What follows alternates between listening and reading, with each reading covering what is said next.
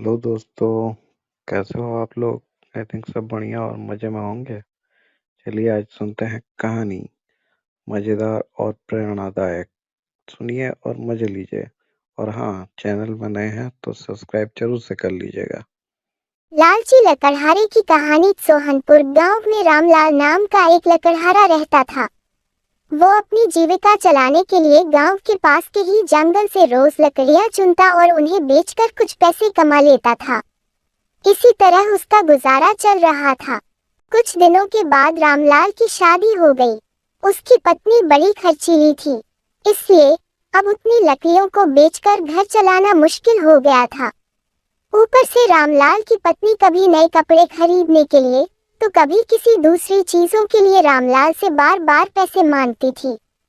अगर पैसे न मिले तो रूठ जाती। रामलाल अपनी पत्नी से बहुत प्यार करता था, इसलिए उसकी नाराजगी वो बर्दाश्त नहीं कर पाता था। रामलाल ने ठान लिया कि वो अब ज्यादा लकड़ियां इकट्ठा करके बेचेगा ताकि उसकी पत्नी को रोज रोज पैसों की कमी न हो। पत्नी की इच्छा पूरी करने के लिए आज रामलाल घने जंगल तक चला गया और बहुत सारी लकड़ियां चुनकर बाजार में बेच दी। ज्यादा लकड़ियों के ज्यादा पैसे मिले तो खुश होकर रामलाल ने सारे पैसे अपनी पत्नी को दे दिए। अब रोज रामलाल ऐसा ही करने लगा। देखते ही देखते उसके मन में लालच इतना बढ़ गया कि उसने धीरे धीरे पेड़ काटना भी शुरू कर दिया। पेड़ काटने से और ज्यादा लकड़ियां हो जाती थी और उसे अधिक दाम मिलने लगे। लकड़हारा हर हफ्ते एक पेड़ काटता और लकड़ियां बेचकर मिलने वाले पैसों से अपनी पत्नी के शौक पूरे करता। अब पैसे ज्यादा आ रहे थे तो घर भी अच्छे से चल रहा था। धीरे धीरे रामलाल ने पैसों को जुए में लगाना शुरू कर दिया। जुआ खेलने की लत ऐसी लगी कि रामलाल एक मोटी रकम इसमें हार गया। अब इस रकम को चुकाने के लिए रामलाल ने एक दो मोटे मोटे पेड़ काटने का फैसला लिया।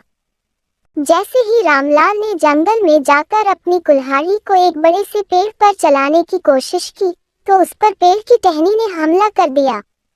रामलाल चौंक गया। फिर उसे पेड़ की एक टहनी ने लपेट लिया। रामलाल कुछ समझ नहीं पाया कि यह सब क्या हो रहा है। तभी पेड़ से आवाज आई, मूर्ख, तू अपने लालच के चक्कर में मुझे काट रहा है। तू सारे पैसे जुए में लुटा देता है और फिर पैसे लौटाने के लिए पेड़ काटने आ जाता है। तुझे पता है कि पेड़ कितने कीमती होते हैं। हमारे अंदर भी जान बसती है और हम तुम इंसानों को जीने के लिए हवा, धूप में छाया और भूख को शांत करने के लिए फल देते हैं, लेकिन तू अपने स्वार्थ के लिए हमें ही काट रहा है। पेड़ ने कहा, आज तू रुक, यही कुल्हाड़ी मैं अब तेरे ऊपर चलाऊंगी। पेड़ की टहनी कुल्हाड़ी से रामलाल पर वार करने ही वाली थी कि वह गिड़गिड़ाने लगा। उसने माफी मांगते हुए कहा, मुझसे गलती हुई है, लेकिन मुझे सुधरने का एक मौका दो। अगर आप मुझे मार दोगे तो मेरी पत्नी का क्या होगा? वो अकेली पड़ जाएगी। आज से मैं किसी पेड़ को नहीं काटूंगा, ये प्रण लेता हूँ। ये सब सुनकर पेड़ को रामलाल के ऊपर दया आ गई। उसने रामलाल को छोड़ दिया। छूटते ही रामलाल भागकर अपने घर गया और पैसों के लालच में न आने का संकल्प ले लिया। कहानी से सीख, लालच में आकर पर्यावरण के साथ खिलवाड़ नहीं करना चाहिए। हमें ऑक्सीजन पेड़ से ही मिलती है। इन्हें काटकर हम खुद अपने जीवन में संकट को ला रहे हैं।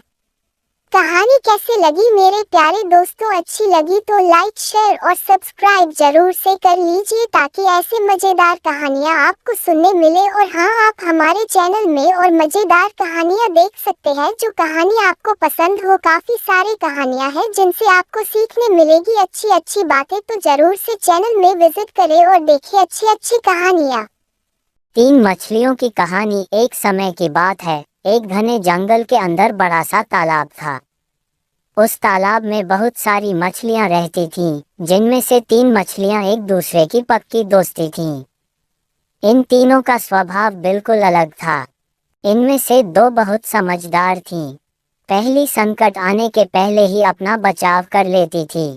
दूसरी संकट आने पर अपनी सुरक्षा कर लेती थी, जबकि तीसरी सब कुछ भाग्य पर छोड़ देती थी। तीसरी मछली कहती कि अगर भाग्य में संकट होगा तो हम कुछ नहीं कर सकते और भाग्य में नहीं होगा तो कोई भी हमारा कुछ नहीं कर सकता। एक दिन रास्ते से गुजर रहे एक मछुआरे ने उस तालाब को देख लिया। उसने देखा कि तालाब मछलियों से भरा पड़ा है। उसने तुरंत अपने बाकी साथियों को इस बारे में बताया।